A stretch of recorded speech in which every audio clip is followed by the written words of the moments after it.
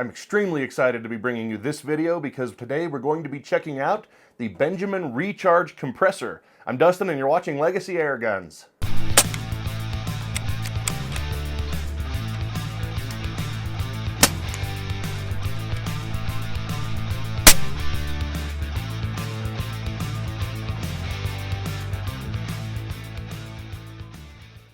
Well, the reason I'm so excited to be talking about this Benjamin Recharge Compressor is because if it turns out that it can do what it claims to do, it will be a game changer for this entire channel and probably a game changer for PCP shooters in general. In fact, I'm sure it would be. One of the big challenges for PCP shooting I found, and I think you have too if you're into it, is convenient ways to fill the gun. And even if you find one, like this tank, that's the most convenient way I've found to fill a gun. It's very quick and it's quiet out in the field. But then you have to get this filled. And I've been doing that at Utah Airguns, and they're great people, always happy to help me, but it costs me $10 each time, and it's about a 45-minute drive from my house. So it's not the most convenient thing, unless it happens to be on the way to where I'm going out shooting or something, which sometimes it is, sometimes it isn't. So the dream of mine, ever since I got into the airgun hobby, is to be able to fill this tank at home. And that is what this claims it can do. It's a 4,500 PSI compressor. It has an auto stop. It's liquid cooled. It's supposed to be able to go for your long fills. So we're going to see today. We're going to try to fill this tank. It is currently at 200 bar, and I need to bring it up to 4,500 PSI, which is between about 300, 310 bar. So it's got a ways to go to get filled up to where it'll be really useful again for filling my guns. I'll start out by showing what came in the box. I'm not doing an unboxing. This is almost a 50-pound machine. I think it's 48 and a half or something. So an unboxing video would be a little bit awkward, but I've got all the stuff right here. Came with a quick setup guide, laminated, which was nice and very, very easy to follow. And then it has the sequence to fill up a gun or the sequence to fill up an air tank. And then right here is the actual set of instructions. And this is also laminated, which I thought was just it's a small thing, but I think it's a nice touch to have that laminated so it can actually last a bit longer. Came with a fill hose, the air hose obviously. It has a filter on this end and it already has a filter inside. Plus it came with 8 more filters so I can change those out. I live in a pretty dry climate, but still having at least some sort of filter for, moisture, oil, even dust is just nice and pretty important thing to have on your fill hose. It also came with, and I love this, this is the male-to-male connector to connect the hose of the compressor to the hose on the tank. So I don't need to go out and buy one of those. It also has some rebuild parts, and it even came with in there a dust plug like this one here that I have on my tank, so you can also plug up that hole. So that's what it came with, and let's go ahead and give you a little bit closer look at it. Here's a little tour of the top of the compressor so you can see the controls and whatnot. Up here in the corner there's just a sticker. It says Benjamin HPA compressor, and it talks about the model, the weight, the pressure, and all that. Then over here is a plug where you put the water in. That pulls out just like that. Down here is where the power cord attaches. Then you have a breaker. Switches for the cooler and the compressor, they're separate. So the cooler doesn't just automatically come on when the compressor does. Start up the cooler. Let it start to cycle a little bit, and then you can turn on the compressor over here. Over here is a digital temperature gauge. It's displayed in Celsius. Room temperature in this studio is usually around 20 to 21 degrees, so that's our base. And it'll be interesting to see how hot it gets while I do this. And I believe it has a shut-off. If it gets too hot, it would shut down so it doesn't overheat itself. And then up over here is the auto stop. I've turned that to where the needle is at 4,500 PSI because I'm going to fill a big tank. And the other needle that moves as the pressure gauge, when it contacts that, it should automatically shut off. And here's also a quick look at what I would consider to be the front. Up here is the air output where the hose would be connected. Below that is a burst disc. That's for safety. If this gets filled up to too high of a pressure, that can burst and just let all the air out, and then you can just pull out the plug, put a new burst disc in. Down here is the bleed valve. When you're done with the fill, you turn this counterclockwise, lets all the air out the bottom and any moisture that came in. And then down here at the bottom is a window where you can see the oil level. And there's a little circle on that window and a little visual guide so you know exactly where to fill to. right up in here, there was a red little plug. You just pull that out, you don't keep it, and then you just twist in this little breather tube, just finger tight until it's snug. Now, as I said there, I already did fill up the water just using distilled water, and I plan on mostly using this here in the studio. It's probably the most convenient place for me to fill my tanks and my guns before I go out shooting. They did say in the instructions on this setup guide that if you're going to be using it where the temperature will be lower than freezing, then you should do a 50-50 mix of water and antifreeze. I'm not putting the antifreeze in there, although there was some left in there, I noticed, probably from when they tested it in the factory. So I do have a little bit of a mix, and that fill process was very easy. I just used this jug of distilled water. It was new when I started, so it took about that much water out, and I just used a funnel and just poured it in until it got up to the fill line on the top. There's just a little window back here. And then I actually turned the cooler on, and it cycled the water through, and it said on the guide that it should only be filled up to where it's about an inch below the top when it's warm. So I got it cycling a bit, and then I re-topped it off a little bit more to get it to that point, so that's where it is now. It also takes oil for the motor, and I've already put in the oil. Very simple. I just have a funnel with a flexible extension tube, and I just used a compressor oil from Husky that I found at Home Depot, and just filled it up to the mark right over here. So very, very simple to do. Well, now we're going to give this thing a try and see if it will fill this tank. So I have my guide here that I'll go over as I do this. So step one, if you don't have a dedicated fill nipple on the tank, which this does not, that means we're going to fill through the hose. So let me take out my dust cover. Of course, always make sure your hose is not pressurized before you remove that, or it will shoot out of there. But we'll take that off. I'm going to connect this hose to this output right here. Make sure that's on good and snug. Then I've got my male-to-male connector. So put that in this hose. Also in this hose. Now the instructions say not to open this valve before this starts to fill, because then it fills the hose with pressure and the compressor has to start out working very, very labored, and it can shorten the life of it, is what it says here. So what we're going to do instead, I've got my auto stop already set to 4,500 PSI. This tank is currently at about 200 bar. So when I start the compressor, I'll let it fill until it's about 200 bar, and then the instruction is when they're about matched to then slowly open up this valve so that they can start letting the air into the tank. And then we're just gonna let it run until it auto stops.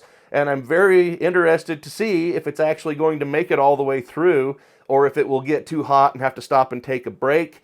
I believe it also has a shut-off. If it runs for 30 or maybe it's 40 minutes consecutively, it will stop automatically and take a break. So anyway, I'm learning with you. This is my first time using this thing, and I'm actually pretty excited. So let's see where we left off. We've got turn on the cooling system and then turn on the compressor. Now this might get loud, so let me just finish reading through this now, but we'll turn on the cooling and then we'll turn on the compressor. Watch the pressure gauge rise, and when the pressure is about the same as it is in the tank, slowly open the valve. We talked about that. Let the compressor run. Run until the compressor switch turns off at the preset fill. Check the tank's valve, switch the compressor rocker switch, and let the cooling system run for 3 to 5 minutes. So let's put in the power cord. Get plugged in. My outlet over here. Now turn on the cooler.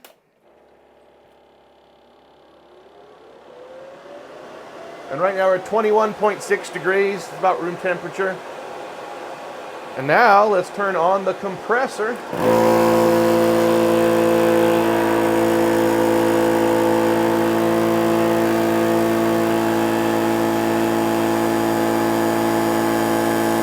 Hose isn't much space, so that's filling pretty quickly.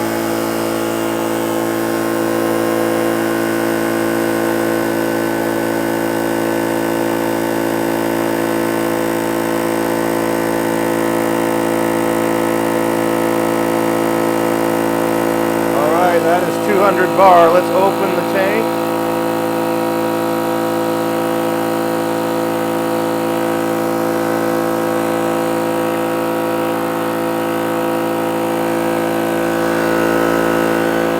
And here we go.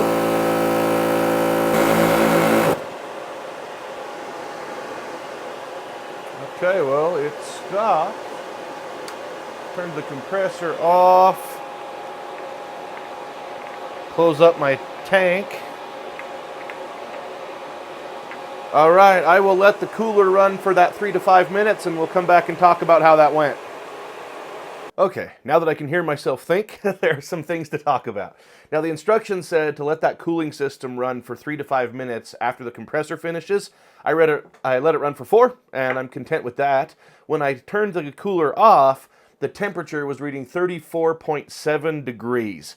As far as how hot it got during the fill, the highest it ever got was 69.2, and it hovered there for just maybe a minute and a half, and then it started to fall, and by the end of the fill, it was hovering right around 64 degrees. So the cooling system on this thing, I was impressed. It keeps it pretty well under control. One thing I did not do when I got done, I did close this valve, but I did not bleed the pressure out of the hose. But once I realized that, I decided I'd just wait and do it on camera, and that's this valve right here. So you're going to hear a loud hiss.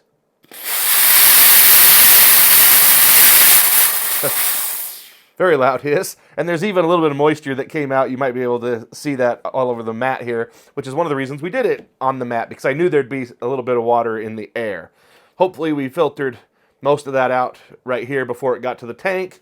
Even if a tiny bit did get in the tank, I'm not super worried about that. I think it does a pretty good job. I may eventually get a cooler that I can, or not a cooler, but a water oil separator to add between these. We'll see how it goes. But just some thoughts. I started that fill at 12:10 p.m. and it finished at 12:37. So 27 minutes to go from 200 bar to 300 bar. I can live with that. It would have taken me twice that long to get to the store where I used to have the tank filled. So right there, it's a win.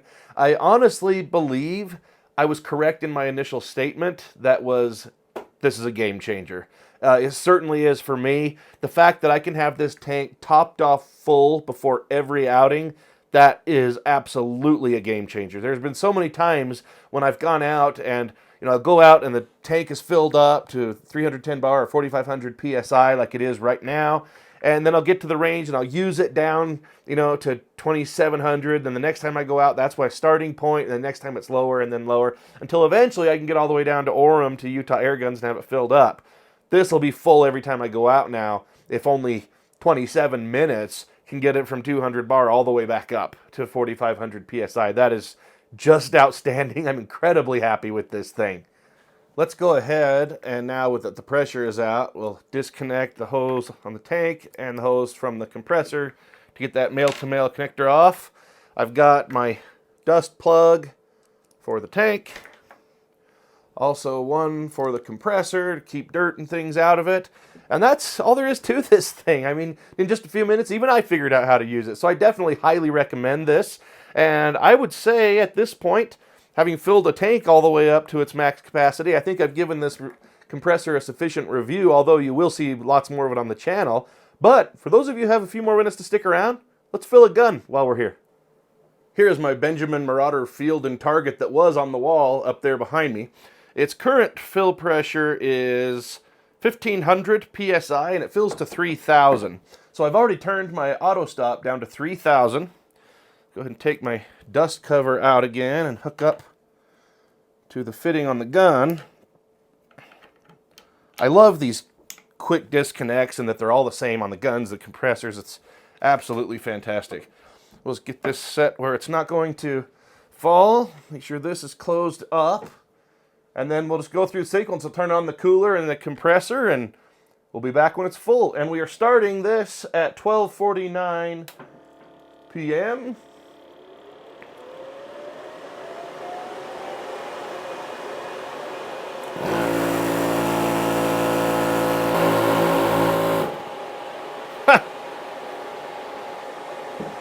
Well, that didn't take long.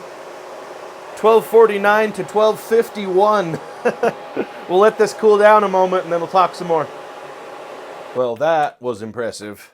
That was not long at all. That blew the socks off the other compressor that I've shown on my channel several times before. And I won't name names or anything, not trying to knock them, but that wasn't even a close comparison. And to be fair, it's not apples to apples. This is a much larger machine. But what a handy thing on the night before going out on a hunt or a target shoot. That'll fill all the guns up in just a few minutes and then a little longer to also have a full tank. This thing is absolutely incredible. And it may not have been, I said 1249 to 1251. I don't know how long it was, 1249, when it started. I don't think that even took 2 full minutes. I was literally watching the needle just climb on the gauge. What an incredible machine. I'm impressed. If you want my opinion, I've already kind of given it, but yeah, I highly recommend this thing. And like I said before, you'll see plenty more of it on the channel, filling tanks, filling guns for shoots. The downside, I will say, is that this is not something that I can see myself taking with me, out in the field, because you would need a lot of power, I'm sure, to run on this thing. This is not one of the little compressors that you can run on your car battery, although Benjamin does have one of those. They have a small one, and I've looked at the features of it online, and I believe it would also blow the socks off of the little one that I've been using before. It has things like temperature gauge, auto stop, I believe. So I think it's a better machine, and based on how happy I am with this, I may find myself even ordering that so I can use one of their products out in the field as well. But when I'm filling up, like I said, night before, getting everything ready to go, this is my machine now. This is absolutely fantastic. I hope you enjoyed this. Please don't forget to click the like button down below and subscribe to the channel so you can be here for more videos about this and for all the other shooting content that I do. Also, if you look in the description, you'll see where to find me on social media. Thank you so much for watching.